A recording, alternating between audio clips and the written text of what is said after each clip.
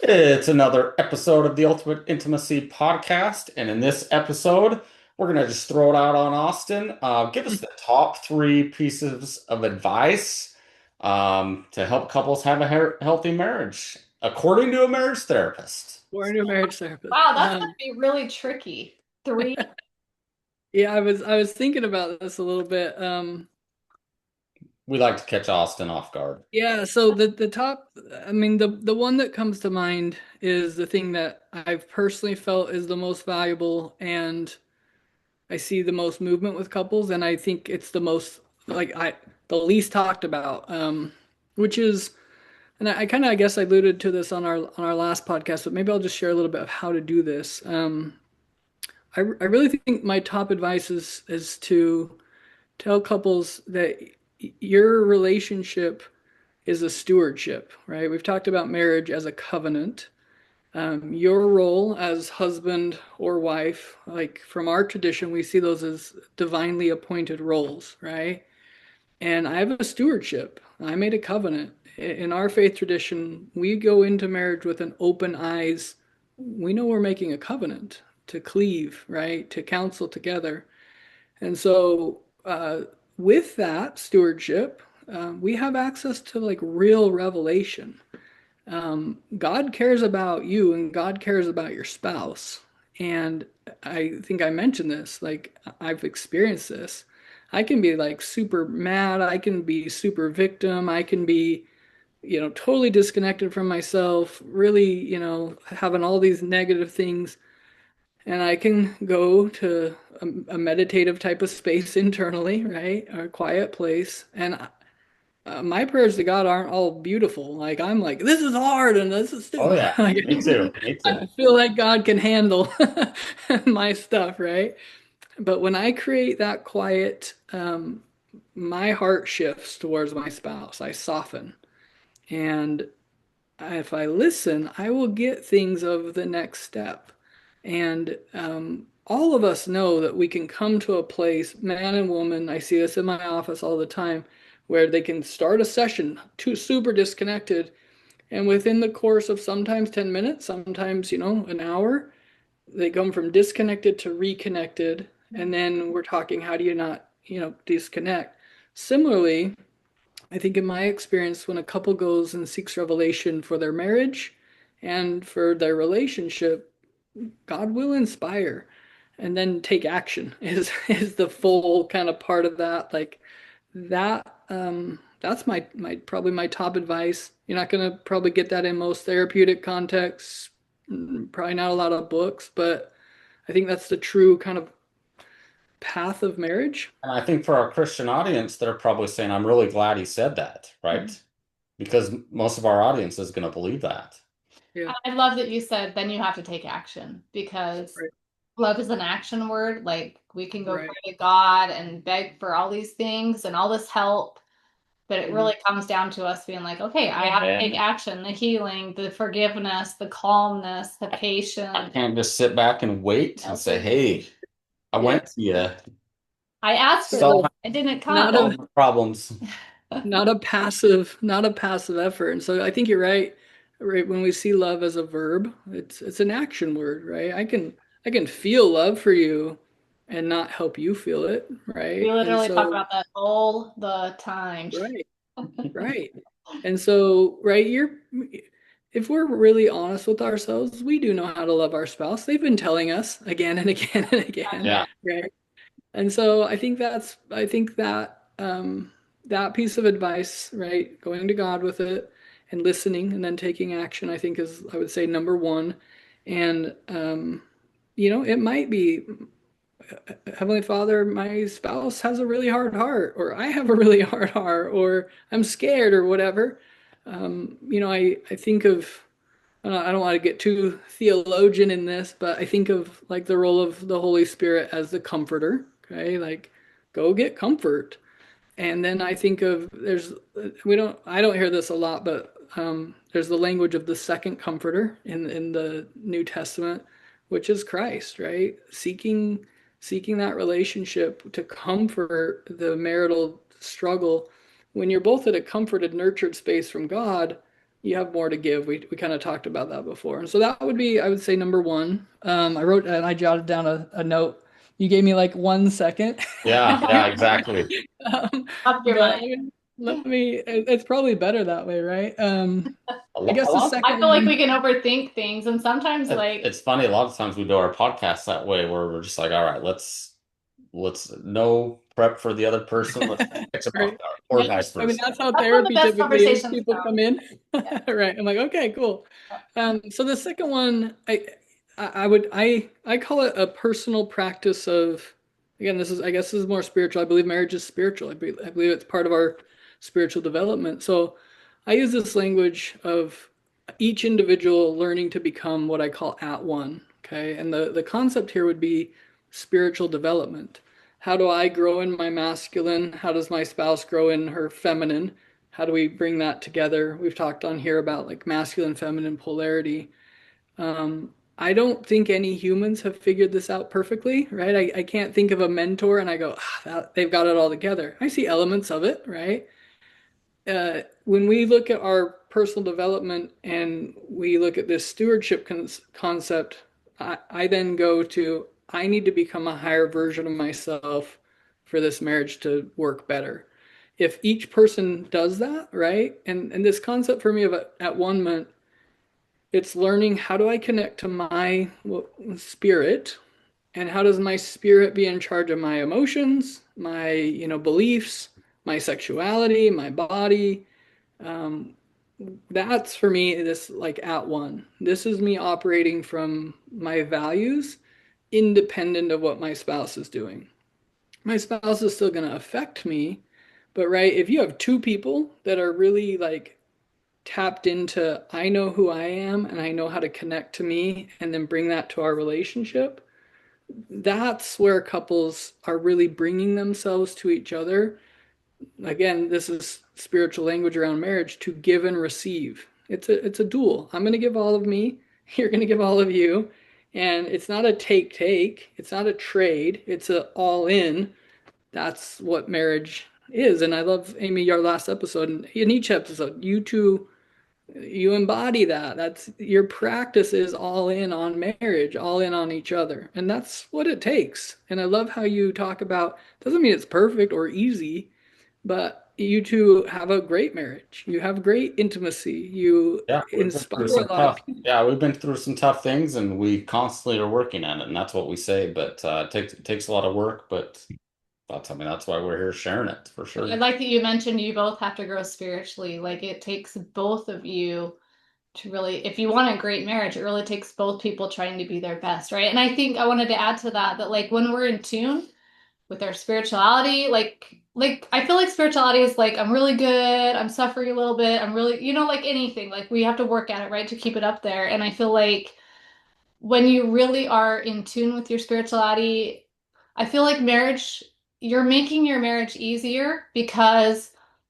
you're going to make good choices with your spouse. You're going to pick your spouse over your phone. Those kind of things are going to come more natural. For And I sure. also wanted to say what you're talking about is what the Bible talks about submission. Submission is serving each other. It's trying to grow together. It's trying to be better for being better yourself for your spouse. Like that's what submission is when you're both giving to each other in like full on love. That's what he's talking about. Like that's becoming Christ-like for each other, right? Yeah, I remember hearing one of a spiritual leader say, make your discipleship your highest priority and to like pray about what does that look like. And when I did that, a very strong impression to me was make your discipleship to your spouse a part of this. Not no save the world kind of thing. It was be Christ-like to her first and your children and in any circumstance, right? I face challenging circumstances now that, right, when I'm doing what I'm saying, when I'm going to God and seeking revelation, and then I'm learning to like live from my higher self, I operate completely different than my emotions might. If I let my emotions in charge, which I've done, if I let my sexuality in charge, which I've done, it doesn't work very good. It's actually destructive, right? And so, what I tell a lot of couples is a morning practice. I mean, these first two steps, honestly, is go to God and then find a way to connect to yourself, your values. Who do I want to be today to my spouse, to my children? Now you're making a choice before you've hit all of the to-do list and the emotions of the day. When couples do that, it's pretty easy to start your day with something little and kind. Hey, hope you have a great day. Mhm. Or you snuggle in bed or you make breakfast or right. I see couples where one's already out of the house before the other wakes up. All good. Yep. There's a text message there when the person wakes up, like, last night was so fun when we went on a date and you're so amazing. Like that's 10 seconds of effort Right. that when someone wakes up to that, that means something, right? Same thing on the flip side. If both people are, we call it actively engaged, right? Engaged in the well-being of the other, that's where most people feel the most cared for and connected. So this, right, we're talking about marriage right now. A lot of what I've shared is two people engaged in individual acts. One's with God, one's with self, right? Then the third one is my third kind of recommendation is creating a pattern. I like to call it like a couples council. I've heard the concept of like a State of the Union kind of thing, but a very specific type of conversation. It's not a scheduling conversation. It's not a to-do list conversation. I think when it's most effective, it's first, I would counsel a couple come together in prayer. I would say express appreciation first. Even if you're like in the worst spot, you can find something to Oh appreciate yeah. about yourself, right? You can find that just the act of being appreciative does something internally for us, but then hearing it also does it. It softens things. Um, then I tell couples, create this space where you're coming wanting to understand. So, one of the really valuable principles, I mean, they're all valuable, but the seven habits of highly effective people, right? It uses this concept of seek first to understand, then to be understood. If a couple will come to this meeting with a genuine, hey, I want to know you, I want to see you, again, this intimacy language, I want to see into your world. I'm not coming to get my needs met. I'm trusting that that'll be part of our conversation too, right? But I'm coming to see you. What's going on for you? What do you need coming up next week? When couples are choosing life before it's happened, Mhm. then you're able to create ultimate intimacy. You're able to create connection. So many couples are reacting to Mhm. marriage, and then they come to therapy and we kind of put out a fire, and then they react and we put out, right? Yeah. Our goal is to try to shift you towards, hey, how do you make this next week good and connect? I know there's problems. How do we help you connect? And from a connected place, you face the problems with a desire, don't let them pull you apart again. Does that make sense? Right. Yeah. Oh, Yeah. absolutely. Absolutely. Love it.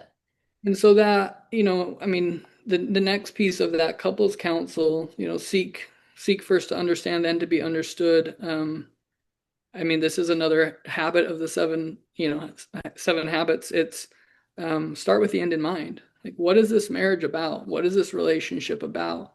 You're doing important things as husband and wife. One, you're setting the example to your children. Their whole relational framework is in your hands, just as your parents, right? Yeah. So we have an opportunity to kind of raise the bar of what marriage can be. And when husband and wife come together, and right, again, this counsel is ideally about your marriage, but for a lot of couples, when they come at it from, and I don't want our kids to have to go through some of the things we went through. It's going to be challenging. Marriage is, I think, part of the growth process for all of us. But when a husband and wife can say, "Look, we don't have to pass on the same struggles, right? Let's figure us out," and then we're looking at the life that we balance together.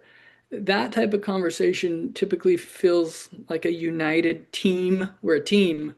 It's not a tug of war thing. It's, Yeah. hey, we're connected. What do we do about this child? What do we do about this child? How are we going to spend, this weekend? What are your individual needs? And so I remember one of the places some of this became clear for me in my relationship was um, we went to a Christmas and we ended up staying with some family, and I realized one, while we're there, we both have different needs, and then coming home, we both had different needs, and we were able to talk about that. And I just came from a place of like, not here's what I need this week. I came from a place of what do you need? What would be helpful? And my wife did the same thing, and both were able to be met. It wasn't a tug of war. It wasn't okay. You can have your needs met. I won't. Just that approach of one, I want to understand what you need. That typically brings reciprocation. Not always, but as things heal, that will become a part of it. And then we knew what we wanted, right? We knew that we wanted to have a good week. We knew that we wanted our home to feel a certain way. And so this all becomes an intentional life, right? Going to God, learning to, develop self, come from that spot of love, care, compassion, forgiveness, whatever it is, offer that. And then to come together and like, what are we doing? What are Yeah. we doing today? What are we doing in our intimacy, emotional, spiritual, sexual? What are we doing in our finances? Like now you're a team and you're building life, creating life instead of being victim to it, which is what so many people feel like. I would say those practices, um, obviously date night, spend time, but I think that couples counsel, when that's in place, date night typically happens. Yeah, When Mhm. date for night's sure. in place, sometimes couples just have a good date night and the rest of the week sucks, or date night's not even fun either. Yeah. So I tend to put that, counseling together ahead of that. And maybe I'll do this. I have kind of like I don't know, a template for this couples counsel concept. Maybe we can find a way to make that available to people, or they can email you and I can give it to you and we can send it out or something. But That'd be that awesome. moves the needle for a lot of people. I often have people before you come to couples counsel, go to God, become at one, then come to this spot. And that typically makes the connection happen. And then you carry it through the week. You do it again, Mhm. and you have less dips. When I'm seeing couples regularly and they're doing that, what happens therapeutically is I'm not trying to help them out of the pain. They're doing all right and we're building. And Mhm. we still have to heal some of the patterns in the past, but they're not experiencing the depths of them in the moment. That's a better place to heal from and grow from than this kind of in and out of pain. And does that make sense? Yeah, well, I'm not gonna lie. I was anxious to hear what three you'd give, and I think they were spot on. I mean, I thought they were I fantastic. do too. So I was just listening and I was thinking, wow, like, can you imagine if we had this premarital counseling slash school where we could like I know. learn all these things before we even dove into this? Because I feel oh, like we amazing. all go into marriage so naive. We were talking about this the other day. So naive, so uneducated, like with no tools in our toolbox at all. And we're like, we're so in Right. love, it's gonna be great. And then it gets really hard and we just don't, we start pulling all these traits from our Yeah.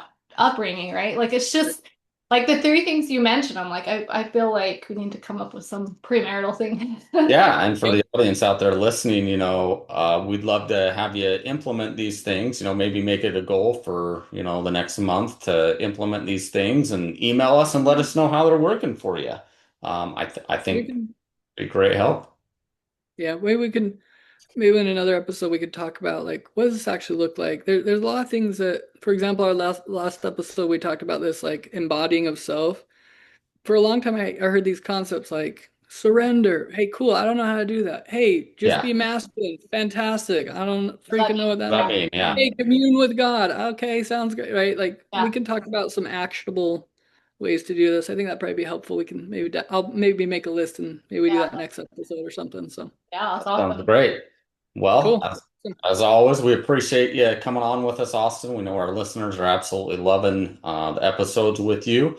And anything to If you guys, end on a I was just gonna say, if you're listening and you're like, I would really love you guys to have a discussion on this, or you have like some direct questions. I know we take a lot of polls, but if you're not on social media, which is great, you can just email us at amy@ultimateintimacy.com and just give us your direct either like podcast topics that you want us to discuss or personal questions that we just hopefully this is really helpful to people. Yeah, I'm glad But you. there's a lot of things that me and Nick are like, I don't know how to help that. We need Austin for this, and that's great. Like we try to do our like lighthearted ones more on Tuesdays and bring Austin in for some heavier stuff on Fridays, and he's amazing. So Yeah, glad you.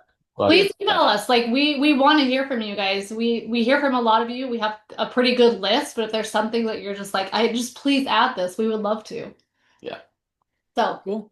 Well, as always, Awesome. Austin, we really appreciate you being on with us. And to all of you listening, thank you so much for listening to the podcast. And until next time, we hope all of you find ultimate intimacy in your relationship.